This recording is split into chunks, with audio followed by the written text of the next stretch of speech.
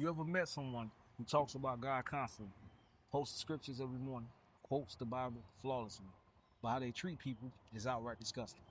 James has something to say about that, and it is uncomfortable. James 1:26. Faith plus works equals success. Those who consider themselves religious and yet do not keep a tight rein on their tongues deceive themselves, and their religion is worthless. Key word in this verse is worthless, not weak but worthless. James is not talking about people who don't believe in God. He is talking specifically about people who do not control what comes out of their mouth. I like to consider myself an honest person. So first I have to be honest with myself. At one point in time in my life, I was this person. I have quoted scripture and then turned around and said things that tore others down. I have talked about God in one breath and spoke down on someone with the next. Have spoke publicly about faith while carrying bitterness in private. And this verse has convicted me more than almost anything else in the Bible, because it doesn't leave room for excuses. It doesn't say, well, you've been through a lot, so your words are understandable.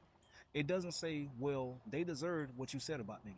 It says, if you can't control your tongue, everything else you're doing is worthless. That's James, not me.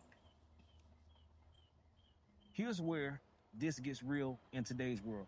Social media has given everyone a voice that never sleeps. You can tear someone down at 3 a.m. from your phone. You can spread something about somebody before you even verify that it's true.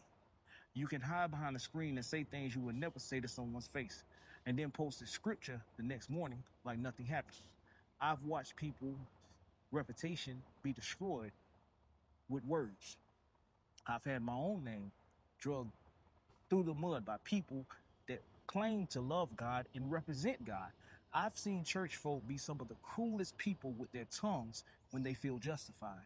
And James is saying, I don't care how good and how holy it looks on the outside, if the tongue is uncontrolled, the whole thing is hollow. But here's what I think James is really getting at. The tongue reveals the heart. James said it too in Matthew 12:34. Out of the overflow of the heart, the mouth speaks. So if bitter words keep coming out, bitter things are living inside. If destructive words keep coming out, then there's something that destructive that hasn't been dealt with on the inside yet. I know from my own life that the seasons where my words were the most destructive were the seasons where I was the most broke inside. Hurt people hurt people. And sometimes the tongue is just the wound showing itself. So maybe the real question isn't just, can you control what you say? Maybe the real question is, what is still unhealed inside of you that keeps coming out of your mouth? Because you can put a filter on your words temporarily, but healing what's behind them, that's what real work is. I'm not going to wrap this up neatly because I don't think this verse deserves a neat ending.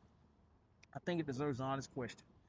If the way you use your words in person, online, in private conversations about people who aren't in the room, if that was the only measure of your faith, what would be the verdict? Drop your honest answer in the comment section below. Faith plus works equals success.